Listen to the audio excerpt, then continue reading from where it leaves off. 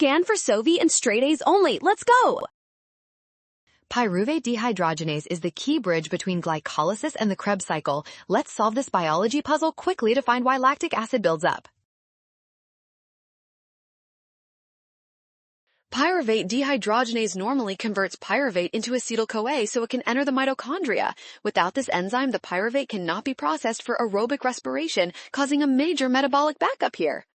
Since the Krebs cycle is blocked, the cell must find another way to regenerate NAD+ to keep glycolysis running. This forces the cell to switch over to anaerobic pathways. The cell undergoes fermentation to produce energy, which directly results in the buildup of lactic acid. This makes option D the only scientifically accurate choice. Well done! Scan the code. You can learn better with Sovi. Avoid a rush and trust the given steps to master metabolic pathways.